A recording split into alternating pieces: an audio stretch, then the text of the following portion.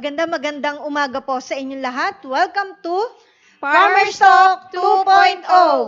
At ngayon po, mga kaibigan, ay tatalakayin natin isa sa pinakapaboritong isda ng mga Pilipino. Yes. Ayan. Good morning, Miss Ana. Yes, good morning po. Good morning, Miss Rachel. Good morning. Yan, Morning sa lahat. paborito mo ba, Miss Rachel, ang tilapia? Ay, tamang-tama nga po kasi yun ang ulam namin kagabi. Ito na tilapia. Kaya Ayos. hanggang hindi ko pa siya makalimutan. Ganun ba? Namnam na namnam pa? Kaya talaga makaka-relate ako sa discussion ngayon kasi nalalasahan ko pa siya. Hindi pa natunaw, ano? Mukhang hindi ka pa nag-toothbrush. Miss Ana, ano naman ang iyong ma-impart sa tilapia? Yes, masarap yan sa speaking of ulam, masarap yung sinigang sa bayabas. Uy, Yan, paborito ko sinigang sa yan. Yung bayabas. tilapia, lalo na yung malalaki. oo. Yung bang tilapia sa inyo magkano na ngayon? Kung namamalengke ka ba? Iba-iba eh. Kasi may tilapiyang talisay, may tilapiyang puti. Oh. Ang puti medyo mura, mga 120. Ang tilapia talisay is 150. Kaya Oh. per kilo. Oo. Grabe. Oh, Miss Luz, good morning. Mag-good morning lang ako. Hi, good morning po sa inyong lahat. Oh, si Sir WBA kamay, ikaw naman ano? Wala. Hindi kasi original like Sir WBA na kamay. Ganun ba? Since hindi rin ako nakikita Hindi sa ba camera, pwedeng gusto daliri? ko sanang daliri. Kaso Sige, ang pangit daliri. ng daliri ko. Sige na, yung may cutics. Di ba? Ang laki. Good luck. Good morning. Ayan. So, kayo po ba, ano ang inyong paboritong isda? Kasama ba ang tilapia sa mga paborito nyo? Pues kung kasama yan, ay pwede po ninyo alagaan kasi passion, di ba? Kaya lang, wag hong kayo mag-alaga, ubusin nyo lahat. Kailan may pang negosyo din. Oo, tama naman. So, yan po ang ating topic ngayon. Ito po, tingnan natin ang pinaka-title. Yan, tilapia, paborito ng marami. Maalagaan kahit sa loob ng bakuran. May ulam ka na, may negosyo pa. Oh, di ba? Kumbaga, ang target natin ngayon, dahil ngayon ay may mga lockdown. Yes. At saka quarantine. Siyempre, online ngayon ang pinakapatok. Pero, higit sa lahat, dapat i-secure natin yung pagkain natin, di ba? So, kailangan po, meron ka ng pagkain, meron ka pang pangnegosyo. Yan ang tatalakayin natin ngayon. Kung paano gagawin yan, huwag kayong bibitaw sa ating puntalakayan. Ang Team Atubi po, handa po magbigay ng dagdag na impormasyon. So, simulan na natin. Ano ba yung tilapia na yan? O mga partners online muna. Ayan, yung tilapia kasi isa sa na natin, lalo na dito sa Pilipinas. Kumbaga, bukod sa bangus, ito na yung parang pangalawa na kumbaga sikat sa atin na kinukulture. Hindi. Okay. Balikan natin si Miss Rachel. Balikan natin si Rachel. Samantala, kausapin muna natin. I-redial natin siguro ba? Oo, i-redial natin I-redial si Miss Rachel. natin si Lunahin Rachel. muna natin siguro si Sige, tingnan Miss natin. Ana. Mas maganda ang signal ni Miss Ana sa kanyang lugar. Kunyari, reporter. Miss Ana, pasok. Yes, hello. Good morning ulit. Good Ayan, morning. yung bangus kasi parang pumapangalwa yan doon sa sa isda ng mga pangmasa. Bukod sa galunggong, tilapia. Kasi sa ngayon sa Pilipinas, ang dami na talaga nag-aalaga o nagpo-culture ng tilapia. Ayun. Ayan. Talagang, kumbaga, in demand na inaalagaan. Good morning, Sir WBA. Good morning sa inyo lahat, sa mga mahal naming netizen at sa ating mga kasama ito, Ana, Rachel, at sa inyong lahat din dito. Good morning. Good morning. Ayan. Gaya ng sabi ni Miss Ana, pumapangalawa yan. Oo. Bagamat yun ay pangalawa, sabi nga po napakadaming kumakain yan, kaya yan nakuha niya yung pangalawang ang tawag dito, pwesto. So, tingnan natin ang consumption per capita. Sa inyong screen, nakikita nyo po na pinakamababa pa po yan, 3 kilograms per Pilipino per year. Ang kinakain niya ay tilapia. At sumunod, 2.5 kilos per year, Bangus. At pangatlo, galunggong. Oo. Pero, maaaring yun kay Miss Ana, yun ang latest. Oo, latest yan. So, nakita nyo, napakaraming kumukonsumo. Actually, dati hindi ganun eh, di ba? Parang ayaw nilang kainin yung tilapia nung araw. Oo. Oo. Sige, Miss Ana. Yes, kasi ang tilapia, makukuha mo lang yun dun sa mga ilog-ilog. Oo. Oo, yan. Lalo na dun sa nung mga panahon pa naman daw noon, yung mga ilog-ilog sa mga tabing bahay, makikita mo yung bukod dun sa dalag dito, tilapia. Yan, tatlong yan ang madalas mo makikita sa ilog noon. Pero ngayon, siyempre, ang dami na culture sa mga kanilang lang bahay nag-aalaga. Oo. Ay, may sinasabi si Sir WBA, which is, totoo naman, meron ding gurami, sir. Oh, actually, nung maliit ako, nakikita ko yan, yung tilapia, pero mayroong spot, gurami yun eh, yung pag merong dot. Oo. May mga kahalo sa amin man, may tilapia, may gurami, may biya. Doon sa palayan. Yung nakita ni Ana siguro, tilapia ako, gurami nakita ko. Oo. Kanya-kanya siguro yung lugar. Katulad yung lake ni Laguna Lake, yan sinasabi ni Sir WBA. Eh. Okay, Ana, go ahead. Miss Ana. Yes po. Oo. Yung bang tilapia sa inyong lugar, magkano ngayon? Sinabi mo kanina? Kasi yun nga yung sinabi ko kanina, is dalawang klase po yan. Yung tilapiyang puti, yun yung sa kinukulture mamaya itatalakay po natin yan. And then yung talisay. Dalawa kasi klase. Mas mahal po yung talisay na tilapia, 150. Yung puti po, nag-range po yan ng 100 to 120. Yan Ayun, po. oo. So, balikan natin yung presyo sa mga nakaraan. Bago tayo pumunta sa pamamalengke ng ating palengke queen. Ayan. So, Si Cheryl, ito yung yes. presyo from 2009 hanggang 2020. So, nung 2009, 86.49 ang presyo. Mura pa, no? Murang-mura 1 kilo? pa. Oo. Then, 2010 is 87.61. 2011, 90.8. 2012, 95.96. 2013, 98.17. 2014, 102 to 69. Tumaas na, oo. 2015, 106.36. 2016, 106.89. 2017, 110.59.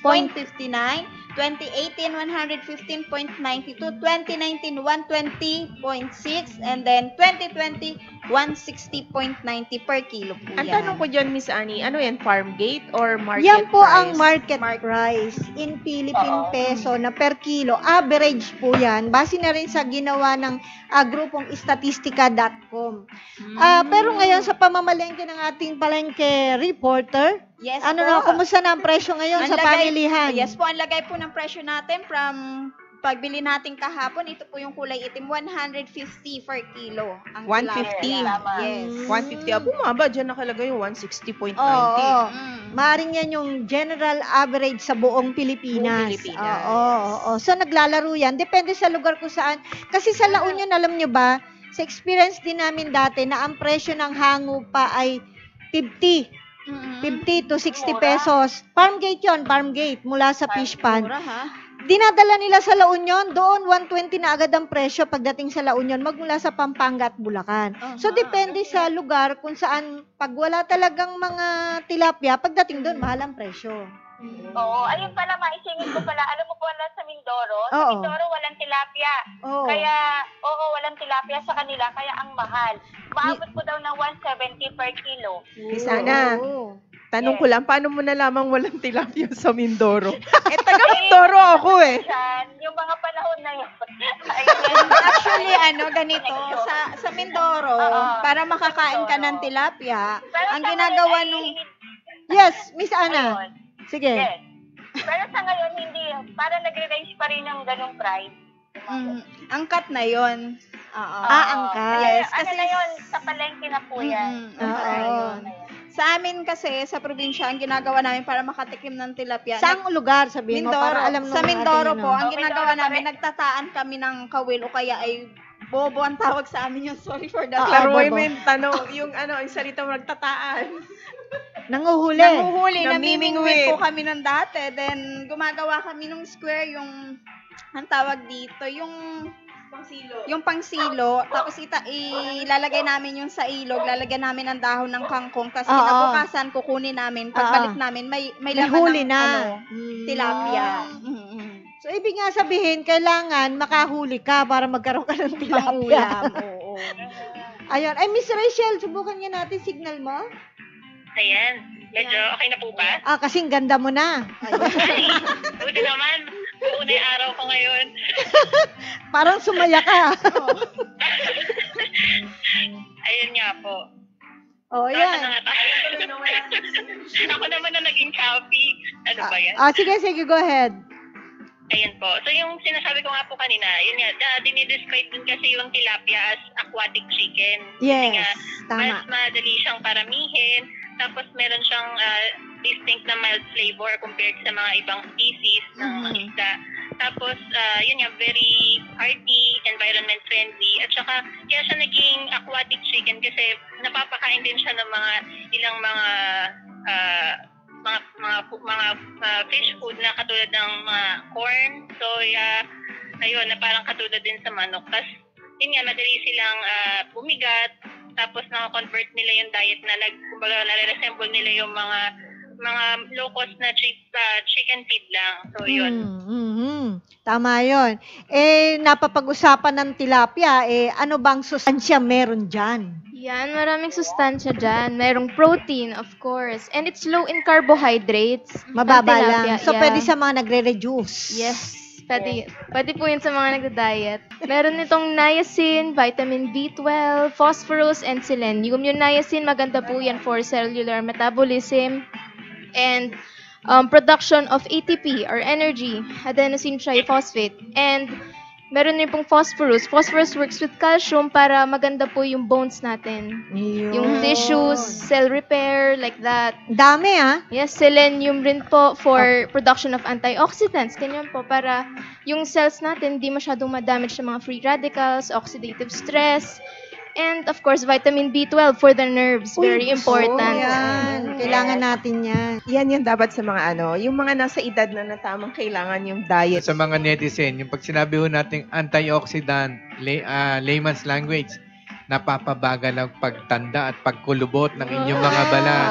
Kaya kain na at mag-alaga ng tilapia. Yan. Mag-alaga na po tayo ng tilapia kasi masustansya na para sa pamilya. Yes. Okay, so ang ano namin, naitanong namin doon sa iba nating kababayan na ang farm gate price pala ngayon, iba-iba sa kanilang lugar. Meron nagpo-farm gate price ng 50, may 45 pa nga, pero medyo madalang kasi maliliit. Okay, yung iba naman 80, pinakamataas na yon. 80 pesos per kilo. Samantala ngayon sa market, 150, 160 ang 150, per 160, kilo. yes. So, ibig lang sabihin, pag hinango yan nung mga hauler, yung mga merong oxygen tank sa truck, pagdating sa bagsakan, halimbawa sa Nabotas, medyo papatong lang sila ng tigko-konti niyan. Kaya nga, tsaka kalimitan ng gusto ng mga tao, let's say 1 kilo ng tilapia, mga 3 piraso yata yun, di ba? Yun ang mas gusto nila kesa yung malalaking tilapia. Pag malaki na yan, yung plapla na tawag dyan no? Pang-ihaw. Pang-plapla na. So, tayo na pong mag-alaga. Ang tanong dyan, ng mga nagpo-post ngayon sa message natin, messenger natin, ako, paano daw mag-alaga? Ayun. Oo, sisimulan na ba natin, mga partners online? Yes po. Simula na. Tsaka, isang maganda rin dito, yung pag-aalaga natin ng mga aquatic, Para sa akin, wala sila ditong overweight o oversize. Yan ang kagandahan. Yan, kasi, bawa, manok, baboy natin, may target weight, pag lumaki, overweight, bumabagsak pa presyo.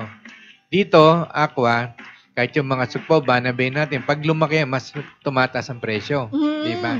So, kung hindi maganda presyo, hindi ko muna ibebenta, hayaan ko muna dyan sa tangke, nagpapakain ka, lumalaki siya. Tapos, pag malaki na, ibebenta na natin plapla yan. Ayun, walang lugi. Walang lugi. Oo. Miss Rachel, bawi ka. Ano nakikita mong isang benefit para tayo mag-alaga ng tilapia kahit sa bakuran lang? Ayun, syempre, bukod sa, meron na tayong mapagpupunan kahit hindi, kumbaga, lesser na gastos na sa atin para bumili pa sa palengke kung meron tayo sariling inaalagaan. So, syempre, kumbaga, mas lalo nating maaalagaan yung kalusugan natin since marami siyang nutritional benefits, including yung meron din siyang mga essential fatty acids, yung omega-3, omega-6, na makakatulong din sa for brain function at marami pang iba.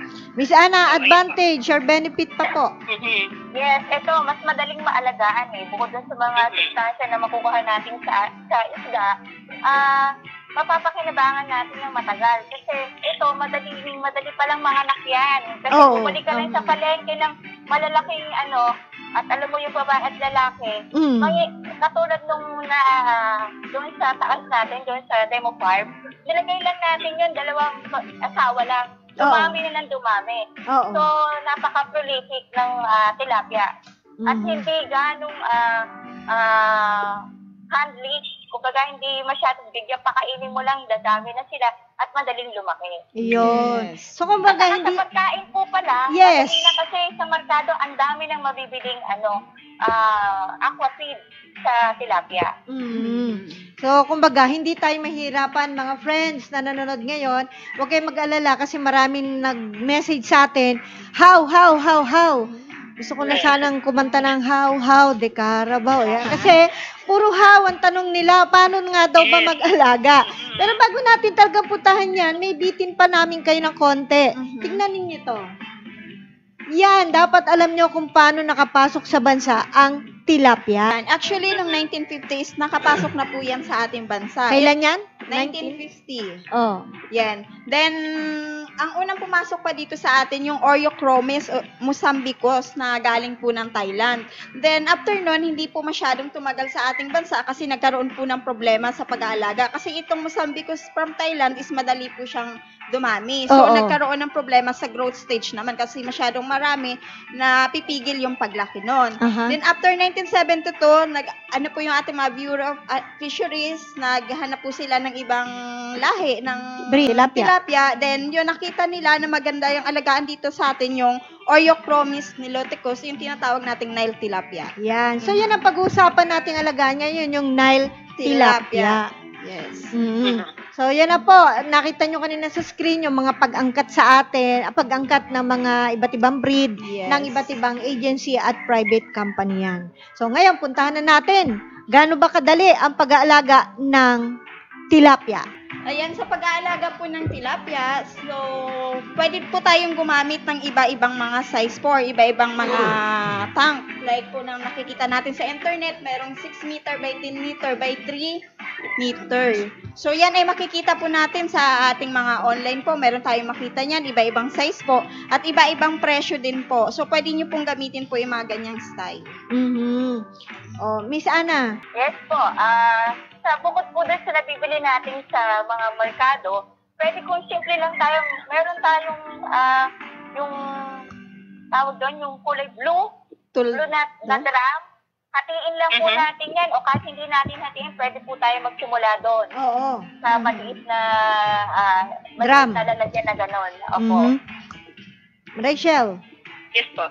So yun, marami tayong choices na pwedeng pag-alagaan ng tilapia. So bukod nga doon sa mga tanks or tarpaulin tanks, pwede rin yung fiberglass, or yun pwede nga yung drum na bilog, yung mga kahit yung 200 liters na capacity na drum, pwede na tayong magsimula doon kung sa mga bakuran lang natin. Pero syempre, yung pipili nating sizes, depende rin kung ano yung kapasidad ng space na meron tayo.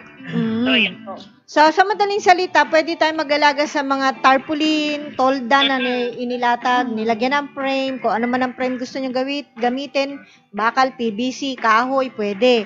Pwede rin yung IBC tank. Yes. Yung 1,000 liters, ngayon yung binanggit nila Miss Rachel at Miss Ana, 200 liters na drum, pwede na.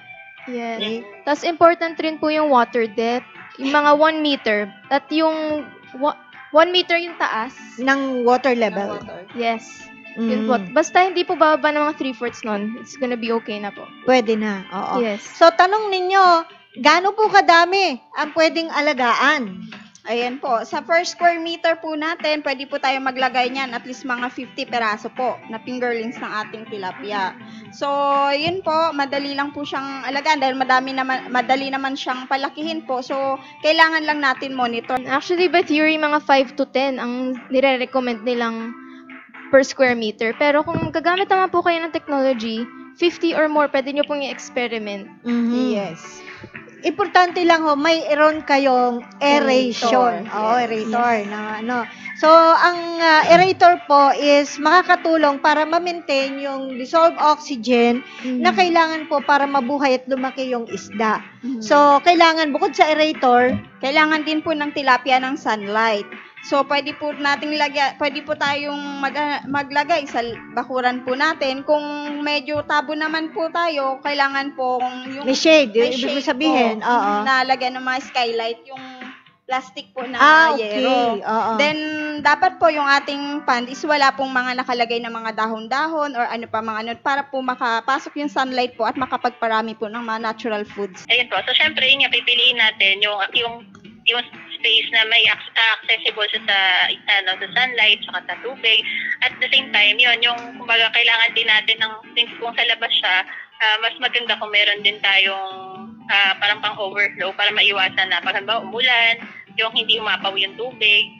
Tapos, ano pa ba, yun nga, importante may aeration or pwede rin tayo maglagay ng buhangin sa ating container kung halimbawa sa drum man yan. Or parang kumbaga ma-imitate lang din natin yung natural habitat ng mga tilapia. Correct. Yeah. Ang ganito po ang gagawin natin una, pili kayo ng lugar.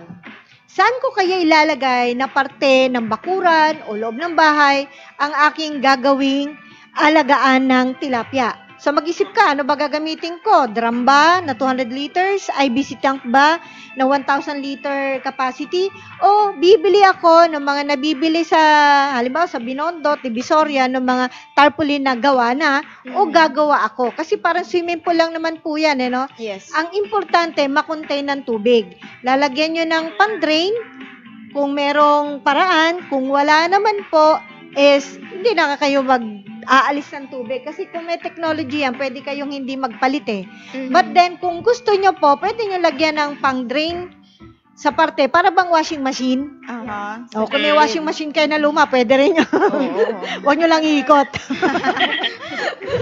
So, pwede hong malagyan ng drain para pang gusto nyo magpalit. Halimbawa, 1/3 of the water, tatanggalin nyo. At meron din kayong inlet. So, kung halimbawa po, tarpaulin ang pinakamura kasi na magagawa ninyo na pamumuhunan. Kasi ngayon, ang IBC tank mahal na. Magkano na ba IBC tank ngayon? 6.5.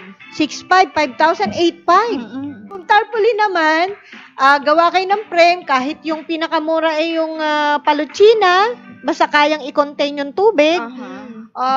Kung bibili naman kayo, meron hong nabibili dyan ng mga 4,000 pesos, 1 meter by 1 meter. Basta importante is, meron po siyang taas ng tubig na minsan nga less than 1 meter. Pero konting-konti lang ang difference. 3 feet. 3/4 ng 1 meter. 3/4, Yeah. okay. So, yun po. Yun ang una nyong gagawin. Pili ng lugar, pili ng lalagyan. Tubig. Anong pwedeng gamiting tubig nila? Pwede naman yung tubig po na nakukuha natin sa gripo. Tubig tabang. Pwede po sa pag-aalaga ng tilapia. Oo. Ngayon, kung yan ay may chlorine, tatanggalin nyo po yung nawasa. Pwede nyo pong pasingawin nyo muna yan. Miss Ana, ilang oras ba dapat pasingawin yung chlorine? Mga 15 to 30 minutes, pwede na po yan. Ano yung kailangan ba direct sunlight pa yun o hindi na? Basta nakabukas? Hindi naman, parang nakaano lang siya, nakayang-yang lang, nag-evaporate na po yung chlorine. Nakayangyang lang. Ayun. Ngayon, kung gusto nyo, para makasiguro daw, sabi ni Sir W. Pwede nyo extend hanggang 12 hours. Ngayon, yung minimum, pwede na yung sinabi ni Miss Ana. Okay. So, nalagyan nyo na ng tubig. Kailangan 1 meter hanggat mari nga po sana kung magagawa nyo. Ngayon, kung yun namang inyong lalagyan, may pagkakataon na magawa nyo ng paraan na medyo naka-slant. Ang tawag doon, naka-klebe. Mas magaling po para kung meron kayong balak na mag-drain, madali po. Yung sinabi ni Miss Rachel na maglagay ng buhangin, pwede rin po yun. Kasi lalo na kung may breeder na kayo, naggukut-kut yan. Ngayon, kung meron kayong clay na soil, pwede rin po lagyan yan. Huwag lang yung maalimbukay na lupa. Kasi kapag gumagalaw, kasi nagkakaroon ng stress sa mga tilapia, lalo na kapag mga fingerlings pa lang. Ayun. So, tubig, aerator, kailangan pa ba nila ng mag-filter?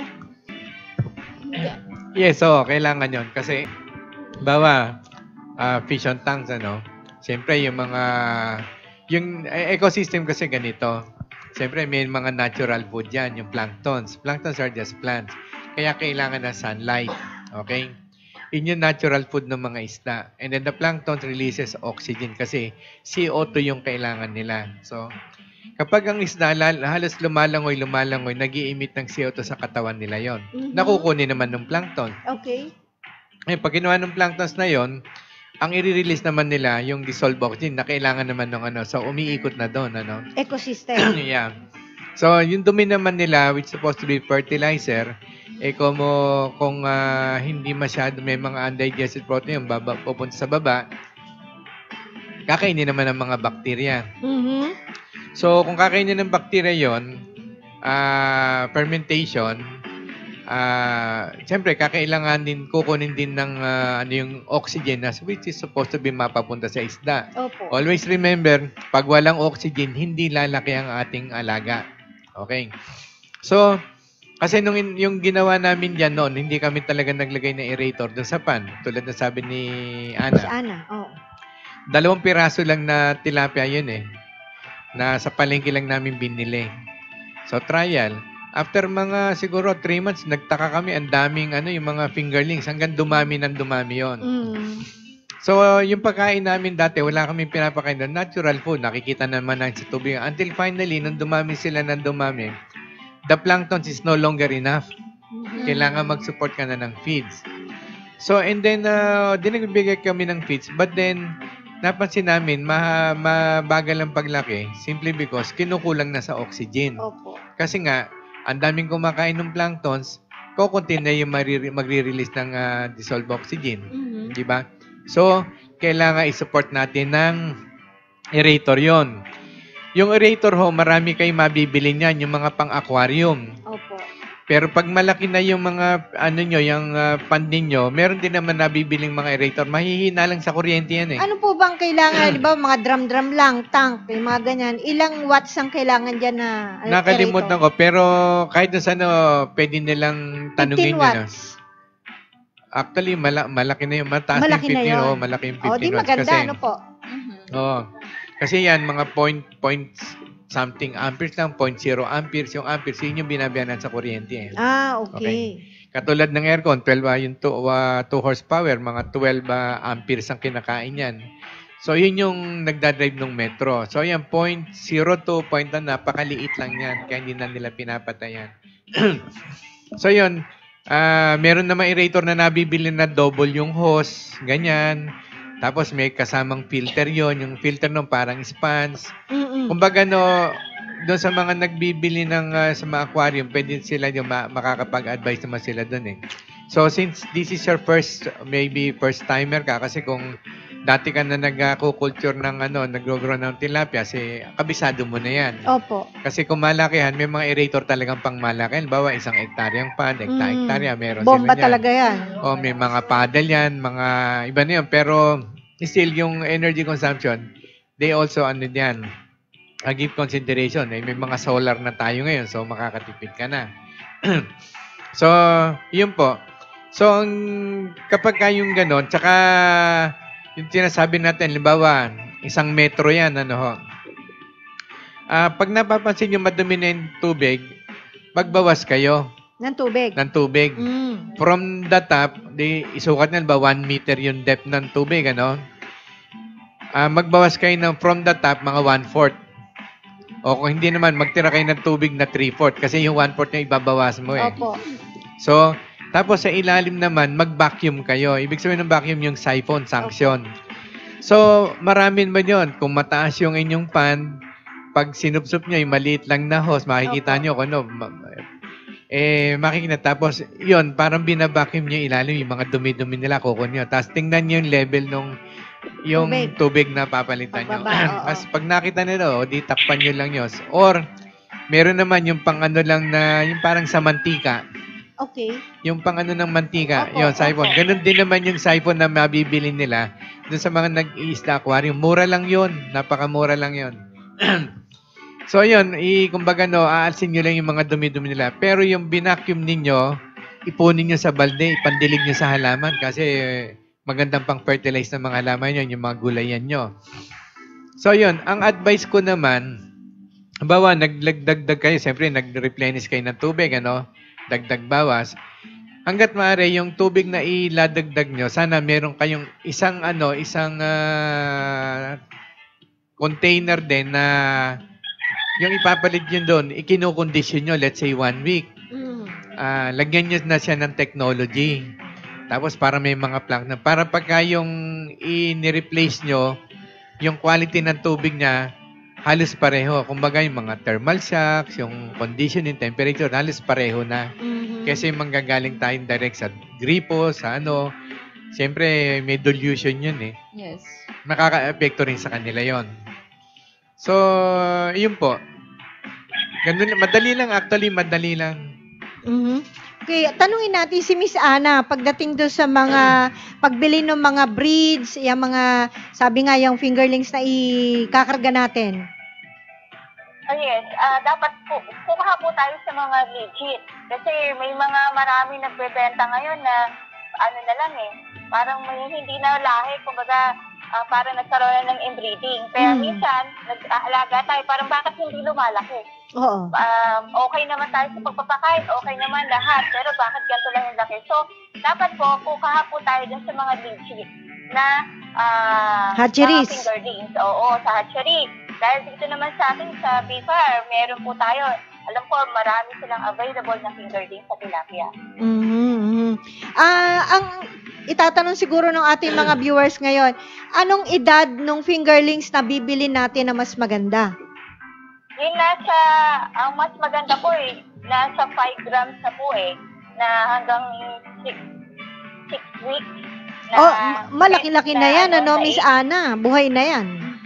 Oo, yung iba kasi sa mga nag-aalaga, mas experience sila, yung mga 6 weeks na yan, yun ang maganda kasi yung mortality rate mababa.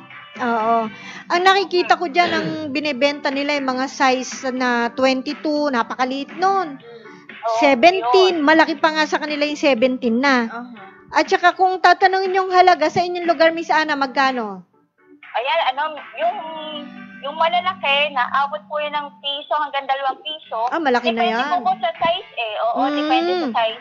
Mas preferred po nila yung mga ganong presyo. Or yung 2 pesos, malaki-laki na yan. Talaga yung mortality rate niya is mababa. Maganda ng saka mas malaki or mabilis silang lumaki. Pero kung halimbawa po, mga friends, gusto nyo maghanap ng bibilan, pwede kayo magpunta or magbisita ng website ng BFAR o SIPDEC. Opo. Katanto, question niya ni Nori Isu Bokay. Magkano po kaya ang pinakamababang puhunan? Madali ho yan. Kung may balde kayo, timba dyan, yun na lang gamitin nyo. Kung wala, yung mga tarpaulin na luma, yun, lagyan nyo lang ng frame, meron na kayo. Ako, suggestion ko, ganito. Gamayin nyo muna. Mag-umpisa muna kayo. Aral muna. Aral muna. So, yun, yung, siyempre, tarpaulin, linisin nyo, ganyan. Tapos, lagyan nyo ng tubig. Halimbawa, gumawa na kayo ng 1 meter by 1 meter by 1 meter, 1 cubic meter. Tapos, yung 1 cubic meter na yan, lagyan nyo ng tubig. Lagyan nyo ng 2 kutsarang atubi. Ito yung tinuturo ko sa inyo. Ito mismo yung ginawa ko.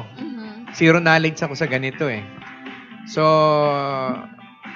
I base things on yung mga hypothesis ko ng araw nung nire-research ko to, nung ine-experiment ko to prove. So, nung tubig hanggang napabayaan ko yon, yung tubig na yon later on, nag-green-green na, ganyan-ganyan, gano'n. Tapos, after mga 2 weeks yata, nagkameron na ng parang gagamba sa itaas. And that time, I have a friend who is a marine biologist na connected and consultant na isang multinational company dito sa atin sa Philippines and also in Asian countries. Sabi niya sa akin, yun yung indication na marami ng natural food yan, yung mga planktons. So, pwede ka nang maglagay dyan ng fingerling. But then, nung magbibili ako ng fingerlings, dumayo pa ako sa bae, ganyan-ganyan. Nung sinabi ko, bibiling ko 5 piraso, napagtawanan ako. Sabi niya, manghuli ka na lang dyan sa kanal. Yung pala, libuhan niya, milyonan yung bili yan. Talagang napahiya pa. Libo kasi yung bibili mo. Out of disappointment, at saka humiliation. Inutusan ko si Martin, bumili na lang ng tilapia. Tong Martin naman, nakakuha ng tilapia doon sa Kalamba pa. Sa palengke. Palengke. Buhay kasi, buhay. Kaya siguro malapit ka sa Los Baños, ganyan. Nakamotor. Pagdating sa akin ng tilapia, nakadilat na yung muta, wala na yung tubig, natusok ng pinch yung plastic, so nakawala yung tubig. Sabi ko, ano kaya? Ang ginawa ko, naglagay ako yung sa timba, naglagay ako ng atubi. Yung isang timba Tubig lang at atubi. Atubi. Inilagay ko yung isda doon to prove again the theory. Nung nilagay ko doon, after mga 15 minutes, nakita ko, nag-normalize siya, tapos 30 minutes, masisigla na. Di, sabi ko, ano kaya gagawin ko dito? So, ang ginawa ko, yung tubig na may atubig sa timba, dinala ko doon sa 1 cubic ko, binuhos ko lang siya bandaron. Ganon. Kasi may atubi rin naman yun eh. From there, hanggang iniwanan ko na siya, siguro nung ika-4th month, nakita ko yung tubig niya, may nag-brown-brown, ganyan, may mga lumot na. Kumbaga no, hindi ko na makita yung ilalim. One time, nakita ko siya na parang umuulan. Yung patak ng ulan. Ay, hindi naman naulan. Yung pala, ang dami ng anak. So, doon, nanganak na siya ng nanganak. So, from there, hindi ko pa alam yung mga vacuum na ganyan, yung mga aerator. Di pinabayaan ko lang. Naka-harvest naman ako yung malalaki nung una, yung kokonti pa sila. Pero as go along, padami ng padami talaga sila. Yung growth nila, medyo bumagal nga. Although pinakakain ko na ng yung aqua feeds yun. Gawa na nga, ang dami na, hindi na enough yung Yung pala, nagkulang ako sa aerator. So, nung nilagyan ko ng aerator, nilagyan ko ng isa, yung maliit Siyempre, titipid din ako 1 cubic is not enough. Sabi sa akin ng marine ba, hindi, kulang yung mo. The more oxygen that yung parang halos kumukulo yung tubig niyan, the better. So, nagdagdag. Ayun, lumaki yun. Yung mga isda na yun. Until finally, pag nag-harvest ako doon, yung may screen lang ako gumawa ko. Ang gusto ko yung isang lapad ng kamay. Ganon. Yung screen ko, gumawa ko ng ganong kalapat para makukuha ko yung yung ganong kalalapat. Tapos yung maliliit, siyempre, lulusot yung doon. Opo. Kung may mas malaki, makukuha ko pa. Selective harvesting. But then, hindi ko pa masyadong alam yung mga inbreeding. Basta't gundong lang ang ginagawa ko. Hinayaan mo lang siya doon. Oo, yun. Tapos, doon sa Batangas naman, meron akong pandon, yung gano'n, napabayaan ko. Hindi ko napunta for years. Ito lang recently, nung pinadrain namin, ang dami pang isda. Maliliit nga lang. Kasi nga, wala nang pagkain. Wala nang pagkain Tapos, yung beddings niya, may mga, siguro, mga 4 o 6 inches na mga burak na, gano'n. Kumbaga, dapat patay na sila, wala na kasi ilang years na yun Pero andong buhay pa rin. Yung caretaker ngayon, ginawa niya, ilagay niya sa timba. Sabi ko, kaya nililinis ko, mag-load ulit ako. Ayun. So, ayun po, kung talagang sabi niya, kung magkano, pwede nyo naman, depende lang sa inyo. Yung isda na lang ang kukunin nyo. Oo, pwedeng tularan nyo si Sir WBA na kumuha na lang ng buhay na isda sa palengke. No? Kung matsyempohan yung buntes, yung nakasara yung bibig na may itlog sa loob. Makikita mo. Bubuksan mo yung bibig. Makikita mo itlog doon. Hindi. Yun yung meron na itlog. Pero, kailangan kung kukuha ka sa palengke, lalaki at babae, para dalawa lang alagaan nyo. Ayun. Lalaki o babae, yung makukuha mo sa palengke. Nag-usap-usap din kami rito Iba-iba ang aming mga pamamaraan Sige, sabihin mo, Miss Cheryl. Kapag ka lalaki, mapapansin nyo dun sa may tiya, kapag ka babae, mapapansin mo dun sa tiyan, dalawa yung butas, yung pinakabutas niya. Tapos sa lalaki, single lang yung butas sa bandang puwet ng tiyan. Di ba kapag ka nakaganon? Hindi kasi, ano ba yan? Pag binaligtad nyo yung isda, ayan, di ba isda? Pag binaligtad nyo, okay. Ayan, di ba may makikita kang parang ganyan lang kalaki, maliit lang na butas, tapos kapag pinisil mo siya, may lalabas doon na parang puti or kulay brown, depende kung ano yung doon. Yun, makikita mo doon. Kapag ka dalawa, so babae, kapag ka isa, lalaki. Parehong may butas na kasi yun Yun yung anal. Yun doon sila nagpupupo, di ba? So, pareho may bilog yon. Kaya lang yung sinasabi ni Miss Cheryl, pag pinindot, Pinisil. slight lang, Oo. diinan mo ng konti sa may baba ng palikpik, malapit na sa buntot. Sa bantot. Di ba may palikpik na ganyan sa ilalim? Yon. So, diinan mo, pag may lumabas na nag-protrude na, syempre, lalaki, mahaba. Pahaba. Pag babae, bilog lang.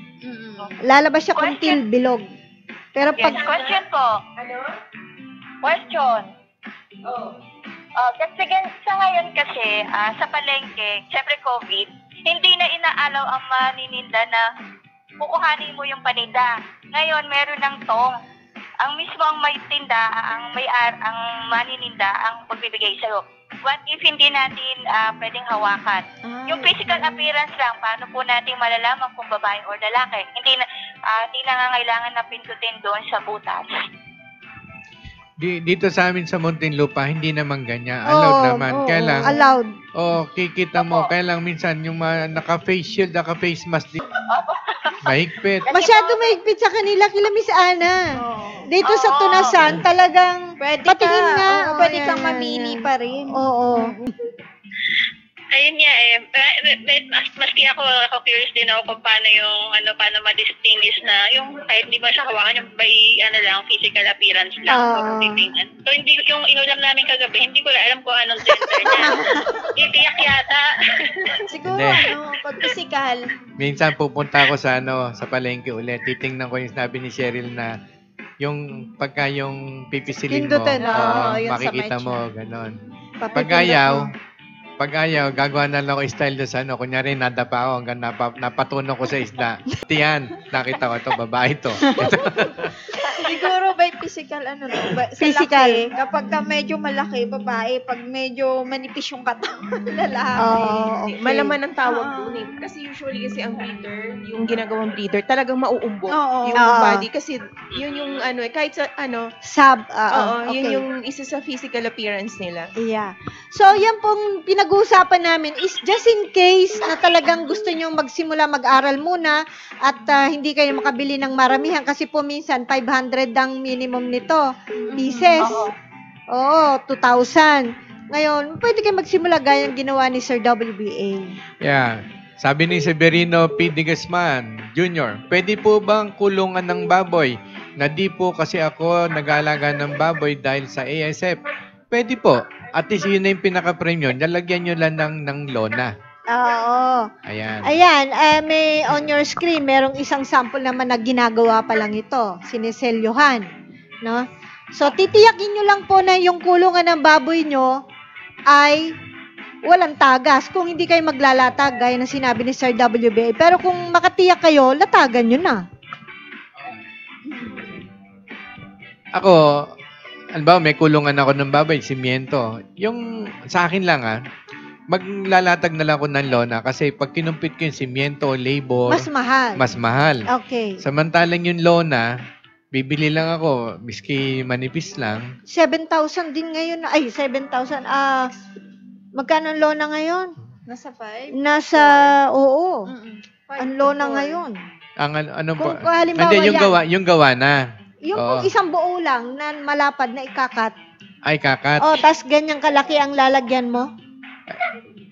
Hindi, meron naman nabibiling mura nun eh. Depende kung saan eh. Baka malaki magtubo yun eh. Oo nga. O kaya yung HDPE liner, yung Oo. makunat na itim. Doon sa actually niyan, mga kanetizen, doon nga lang sa Binondo. Mura. Meron naman doon. Doon talaga makita nyo, pati yung mga yung tangkin na ganyan, makikita nyo, doon na gumagawa sila. No, doon yung makukuha. Ngayon, kung computin nyo lang ba, pamasahin nyo, ganyan, kung makakapag-transa kayo online, at Marami nagbebenta. marami ho ngayon nagbebenta, hindi kayo mahihirapan. Pero, just for a start, ayan, kung namang may mga luma kayo at kapos, pwede nyo naman nung isilyan. Subukan nyo ho yung plancha. Meron kang yung alambring mataba-taba, yung plancha, di syempre, parang imagine yung sealer no sa Ano po ganun lang yun eh. gagamitin doon sa, para saan yung alambre?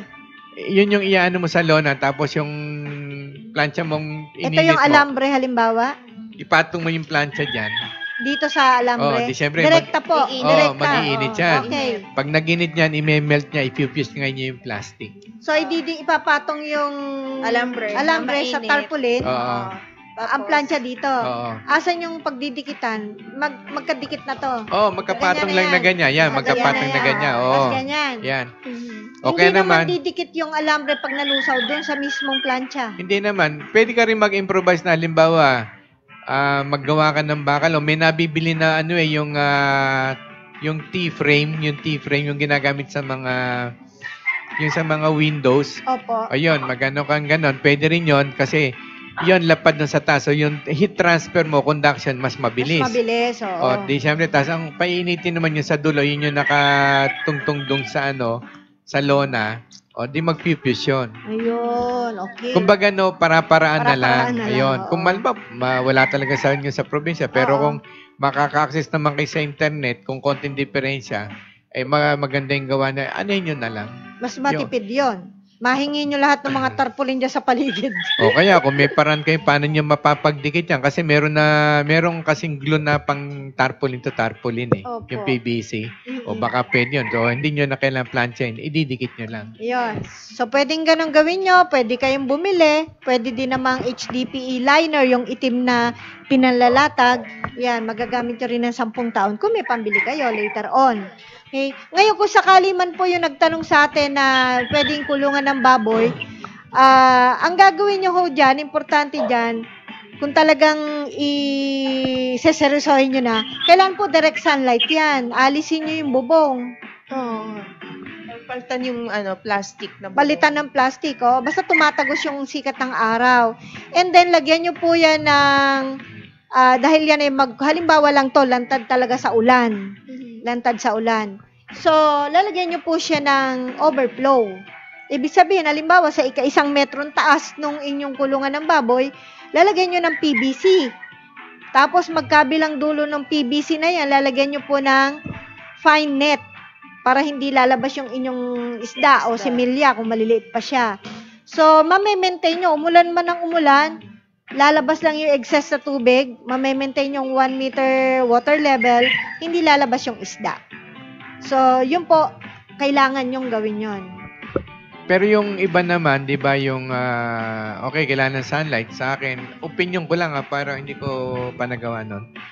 Kailangan ng sunlight because of the mga planktons. Yung sa akin, yun. Kung wala talaga, kasi noon may nakita naman ako niyan, nag-alaga ng tilapia, talaga na indoor pa nga eh. Opo. May ilaw lang siya siguro para makakita Because yung may aerator. Yun, may aerator, may oxygen, yun. Tsaka, yun nga, minsan, kailangan may overflow, baka sumobra yung tubig, malunod yung tilapia. Hindi naman po. Para hindi po makawala. Para hindi makawala. Kala Para ko hindi ba? umapaw. Opo. Mm. Ako yung sa Batangas, nilagyan ko pa ng bubong yun, yung transparent eh. Yes. Kasi baka maulanan yung mga isda eh. No, Ganon. Nawala. biro lang po. So, ayan po, magpa-guide lang kayo sa amin sa Team Atobi.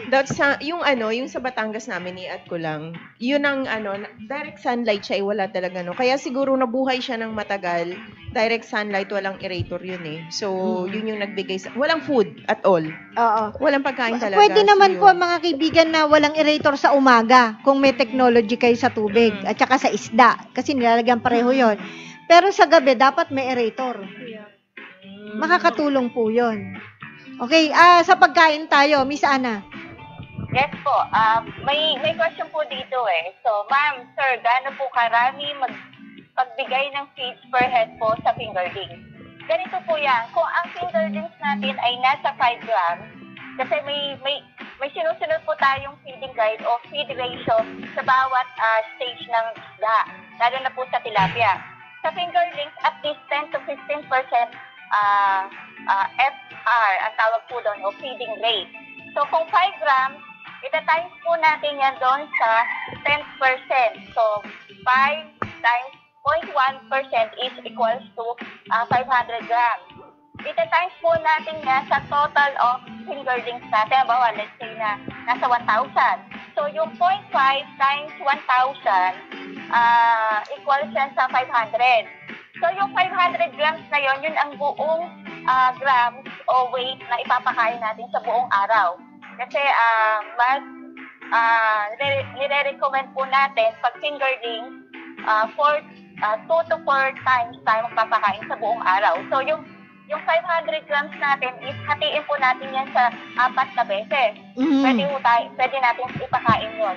So Okay. loob ng buong araw, 500 grams lang po yung ating ipapakain sa 1,000 pieces na fingerling. Pero depende po yan sa grams. Kailangan magsa-sample weight muna tayo bago po natin i-times doon sa FR na tinatawag or feeding rate ratio. Ayun. Opo.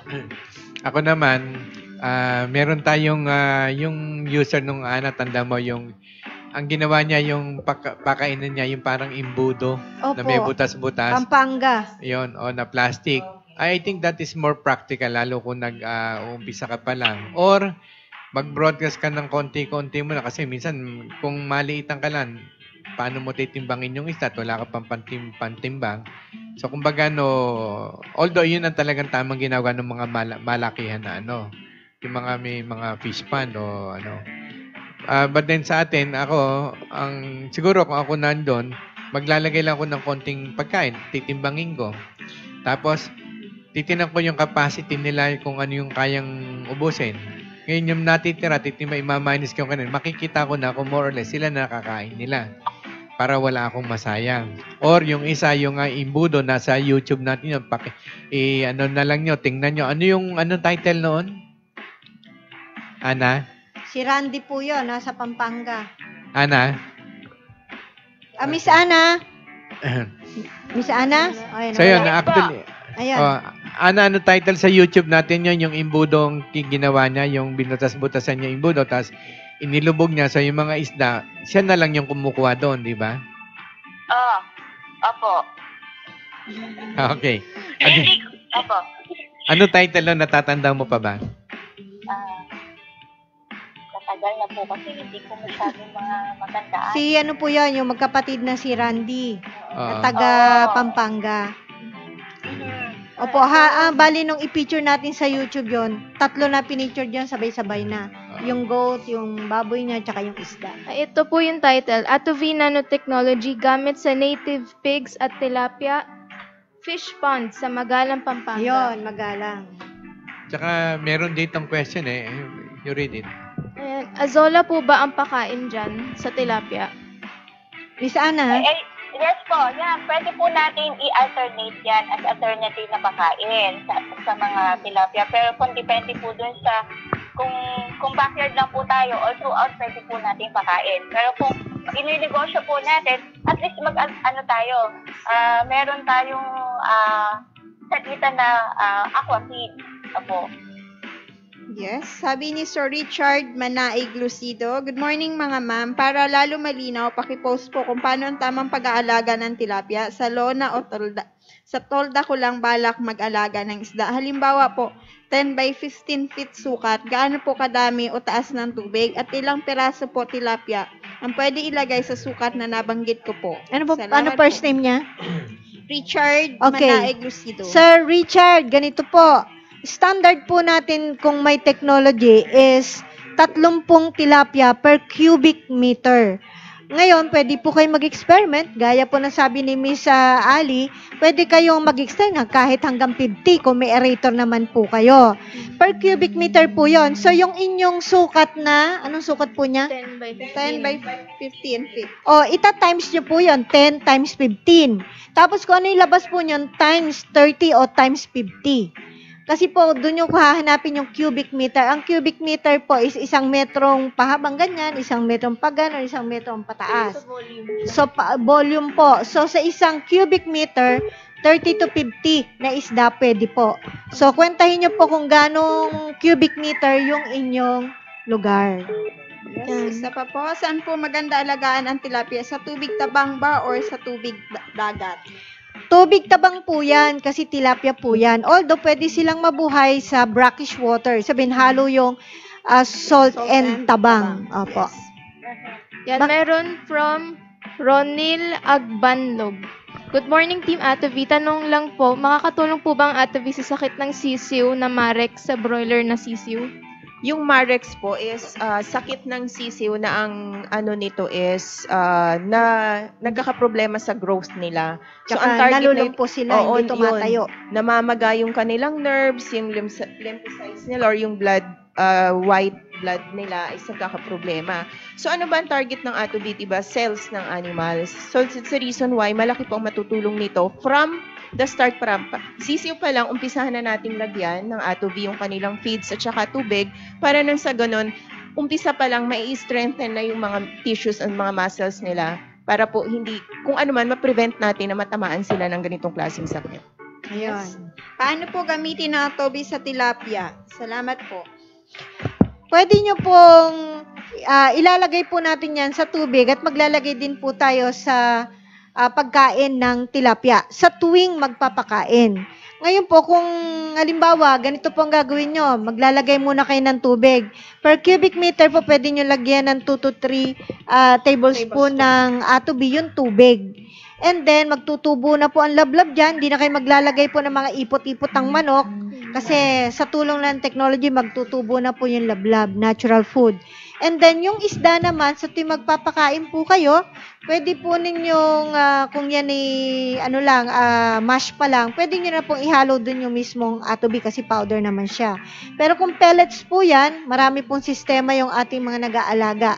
Pwede po yung iba, ini-spray tubig plus ATOB, then spray po, pasada ng spray ang pellet bago magpakain. Yung iba naman po ay used oil, ilalagay po sa pellets at saka yung pong ating ATOB. So, didikit na po yon. Yan. From Dino Galono, good morning Team ATOB. Salamat sa inyong technology. Sabi ng anak ko, yung mga alaga ng native chicken, mabilis daw lumaki at di sila sakitin. Simula ng ginamitan ng ATOB. Oh, thank you. Thank you po sa feedback. Okay? Meron pa bang tanong po? Francis Bautista Domingo, sa blackish. Sa blackish water po ba pwede maglagay na ATOB kung tilapia ang alagan? Brackish siguro po to. Pwede naman po ang brackish water sa tilapia. Kaya lang po, dapat ang kukunin yung breed, yung pwede sa brackish water. Meron po kasing saline tilapia talaga. Itong tanong ni Sir Norib Iso, ang ganda. Jacob dapat ito eh. Mabubuhay po ba kaya ang Azolla doon sa technology nyo na Nakakatulong po ang technology natin para lalong dumami ng mabilis. Kasi ang kadalasan ng problema naman nagkukulture ng Azolla, nabubulok, namamatay. So yan po, mas mabilis dumami. Okay. Sa mga online natin. Okay. Wala na po. Sagot na to ni Miss Ana. Ana? Kay Aban Rojas. Ayan, kay Aban Nuevo Rojas. Ano po ba ang feeding guide at stocking rate? Interesado po ako mag-alaga sa pond.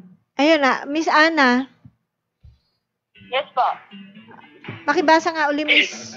Lasa mo lang. Ano po ba ang feeding guide at stocking rate? Interesado po ako mag-alaga sa pond.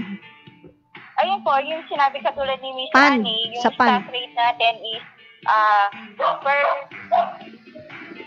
yung dami medyo ano dito. Yung per square meter or cubic meter na lalagay po tayo ng 30 or 50 pieces na fingerling. Ayan.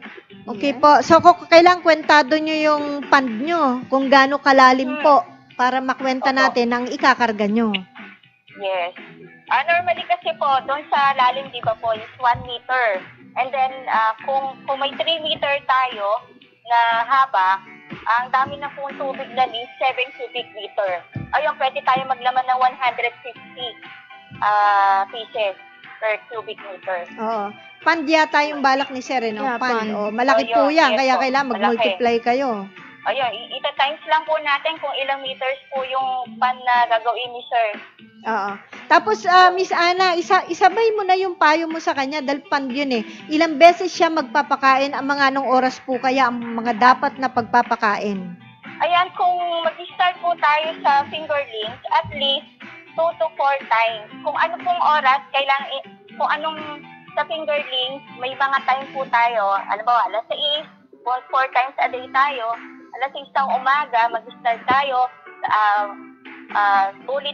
uulitin po natin ng alas 10, tapos papakain natin ng alas 2, at magpapakain ng alas 6. Kung yung time na po yun, hanggat maaari, wag po tayo mag-iiba. Kung all throughout ng pag-aalaga hanggang harvest po, yun po yung gagamitin nating oras kung 4 times a day kayong magpapakain. Napakahalaga po kasi matatalino rin po ang isda. Alam nila kung anong oras sila papakainin. Para hindi naman po din masayang yung pagpapakain natin sa kanila at mas mamamonitor natin kung madami o kakunti yung ibibigay natin pakain sa kanila.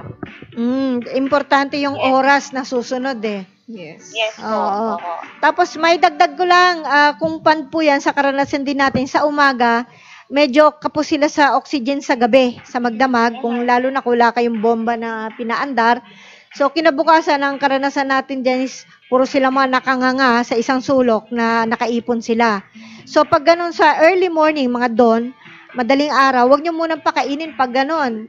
Kailangan yung oras na lumalangoy na sila. Ibig sabihin, sapat na yung oxygen na nakuha nila. Kumbaga, nakakondisyon na sila. Okay lang po. Okay? Pag may tanong pa po kayo, feel free to message us. Okay, I would like to greet, hi Ate Agnes, Lapira, happy watching. Nabuhay siya eh. Ganun ba? Rachel, Ayan po, madagdag lang din po pala, ayan, yung paalala lang din sa pagpapakain, yun nga, wag nating hayaan na yung masobrahan yung pagbibigay, at saka yung kumbaga masyadong magtagal yung pagkain dun sa kanilang tubig. Kasi nga, makaka-apekto to dun sa quality ng tubig nila, or pag kumbaga natagalan na hindi naman naubos, naiwan lang dyan sa tubig. So, minsan nakakalason din sa kanila pag natagalan na. ayun. Ayun po. At saka sa pag-i-stock din, yung paglalagay natin ng isda, mas ina-advise din kung mag-ilalagay natin sila ng kung di early ng morning, mga late afternoon, para kapag mababa na yung temperature ng tubig, para maiwasan natin yung stress.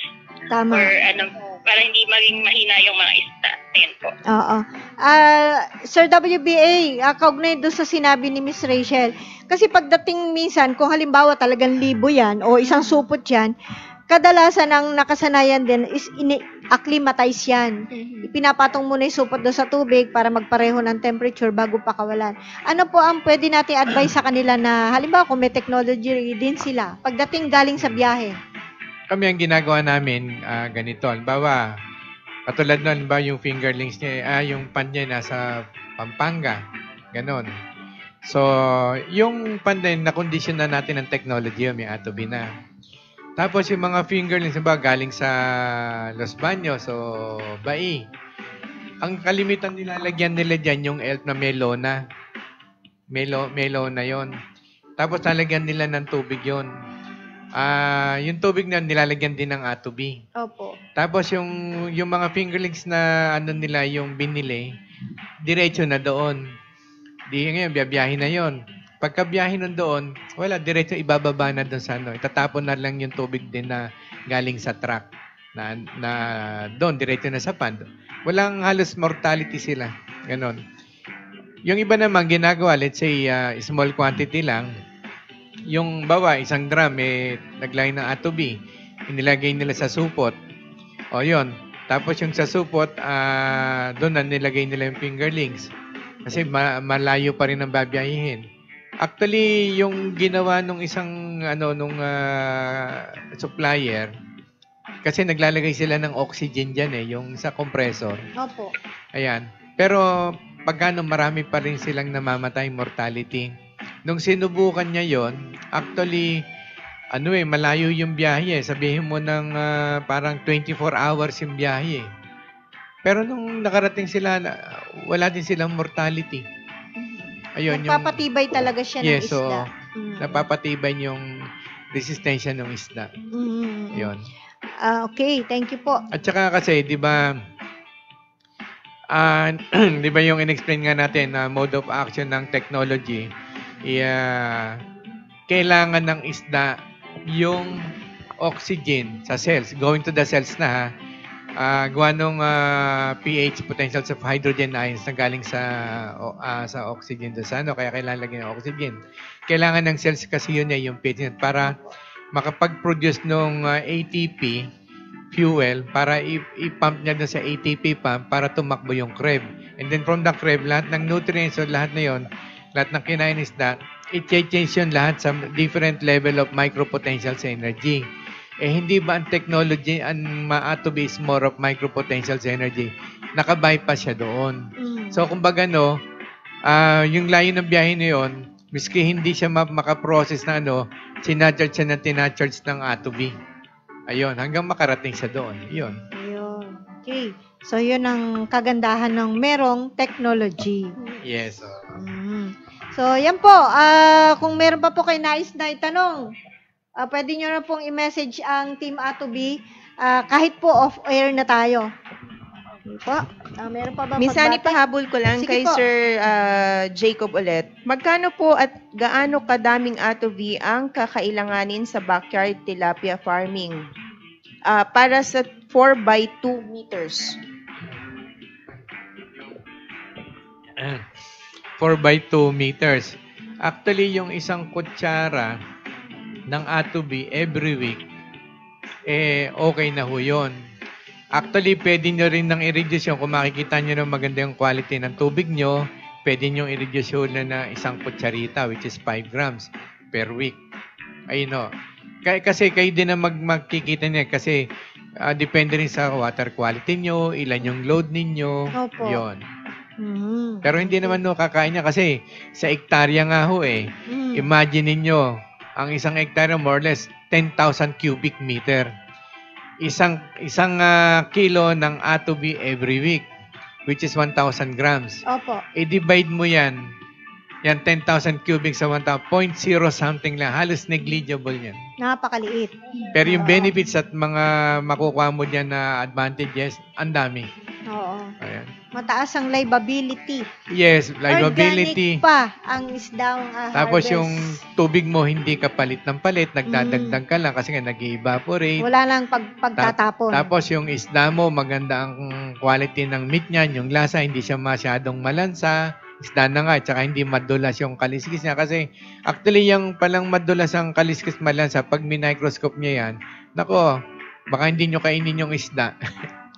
Ayun. Sa dami ng parasites. Sa dami.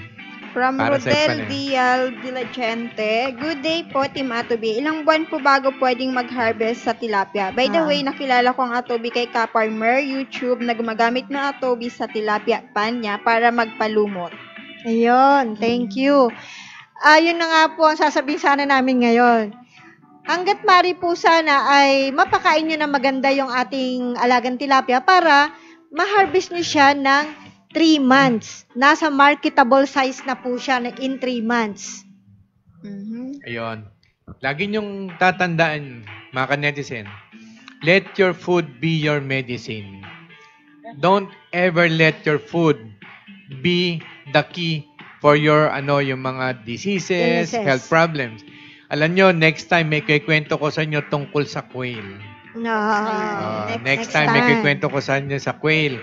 Pero habang sinasabi ko kayo, basahin nyo sa internet yung nangyari doon sa prince ng Japan nung nagkasakit siya. Ayun. Sa totoo, sasabihin ko nga baka masabi ko pa ulit sa susunod na lang. Meron tayong kababayan na nakita nyo sa YouTube. Si Ka-Farmer. Yes. Ikwento nyo naman ng kaunti para ma-share natin sa kanila.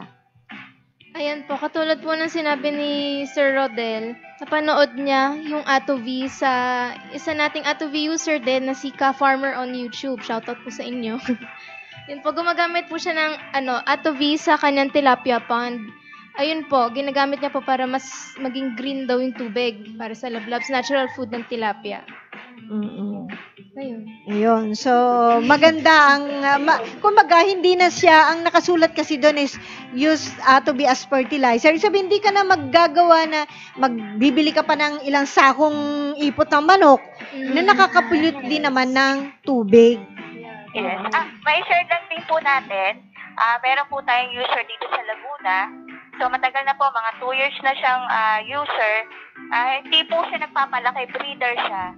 So nagiging problema niya, yung mortality rate niya sa mga breeder is malaki, halos 50%. Using A2B, alam niyo po, nakaka 90 to 100% yung liability ng mga fingerlings niya. Ayan po. So, Ayun. hindi lang po sa pag-grow out, fattening ng isda, ang A2B, kundi sa mga breeders, maganda po talaga. Ayan po. Ma-share ko lang din si Sir na taga Pampanga kasi first time niya din gumamit ng technology, almost 1 week pa lang din po. Tapos nag-send po siya sa atin ng video. Pinakita niya po doon kung paano po kalalakas yung mga fingerlings niya po. Masisigla po sila. Yun po yung good news na binigay po ni Sir sa atin after niya pong gumamit ng technology. Ayan. Nakita ko yan. Meron pa nga doon, nagti-TikTok yung isda eh. Grabe. Ayan po. Meron pa po tayo Yes, dyan. from Dexter Cordero, pinapalitan po ba ang tubig na languyan ng tilapia? Kung may technology po, hindi kami nagpapalit. Pero sabi nga ni Sir WBA, Yung experience namin sa pan, hindi ho nagpapalit sa pan. Kasi yung mga droppings ng mga isda, bumabalik ulit siya sa soil. Nagiging siya, mga inert, parang inert, opo, mga inert gases o gas. material. Aha. Pero pag nasa pan ho, hindi rin tayo nagpapalit. Nagbabacuum lang tayo ng mga dumi. Sa tank. O Fish sa tank, tank, sa fish tank. Yung tulad Tarpaulin. sinabi natin kanina. Ayun. Ayun po. Meron pa? Okay. Miss Rachel, Miss Ana? Yes po. Sa ngayon po, wala na naman po. So, maraming salamat po sa mga patuloy na mga nanonood po sa atin. Ayan po. Okay. Kung sakali ba at namamahalan sila sa mga feeds na nasa market, ito panghuli na lang, meron ba tayong magagawang paraan para hindi naman mapinsala yung paglaki ng ating alaga? Miss Ana? Yes po. Actually po, nagbibigay po tayo ng free formulation sa ating mga nag-aalaga. So, depende po yan kung ano po yung mga available materials po. Yan po, pwede po nating i-ratio o gawa ng formulation po yan. Ayan, okay. Sir WBA, final message to our viewers.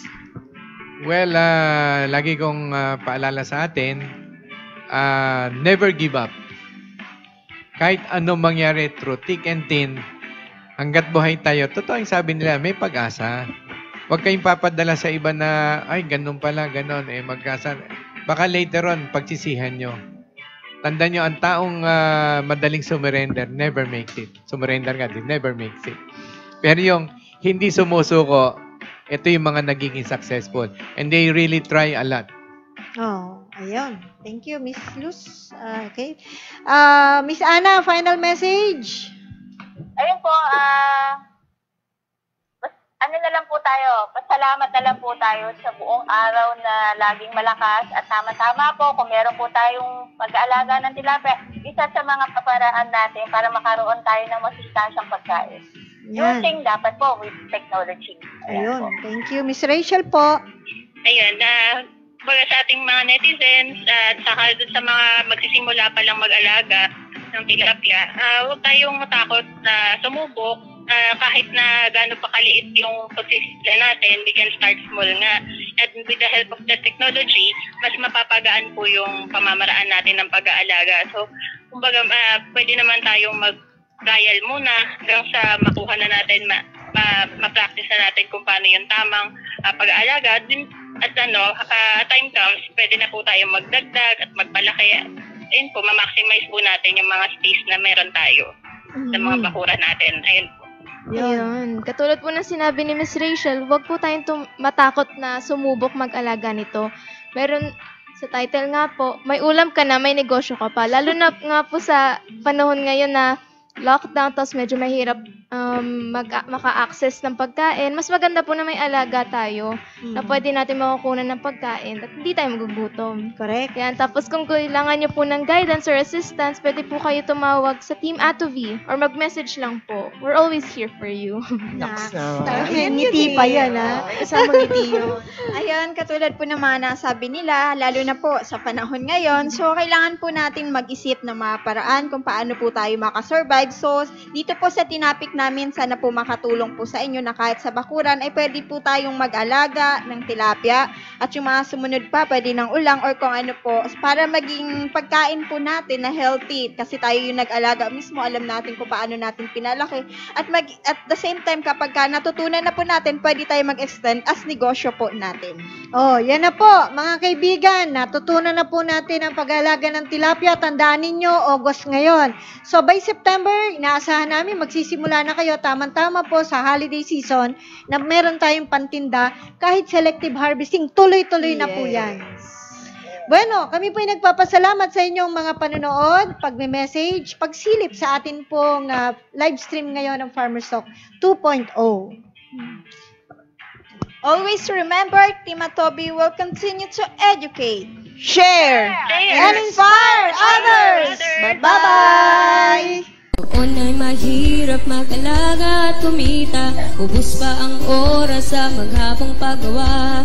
Alagang hayop at pananim, pilit na pinararami, kahit madalas malugi, kunwari ayos lang.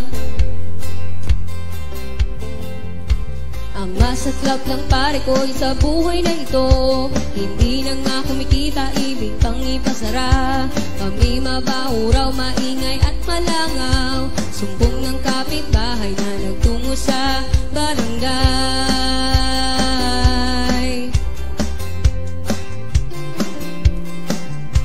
Dahil kailang kumain itong aking pamilya, hindi sumuko, hindi nanghina ang loob, determinadong ituloy, nasimulang kabuhayan, humanap ng solusyon, siguradong mayroon. Tanong dito, tanong noon, ako'y hilong talilong na, pati internet pinagod sa katatanong, hanggang sa matuntun mga nagsiyasenso. Tanong ko sa kanila, paanong ginawa nyo? Oh, oh, Atobi, Atobi Technology, Atobi, Atobi Technology, Atobi, Atobi Technology, Atobi, Atobi Technology, Atobi, Atobi Technology, Atobi, Atobi Technology. Ngayon ay totoong kumikita na ako, wala nang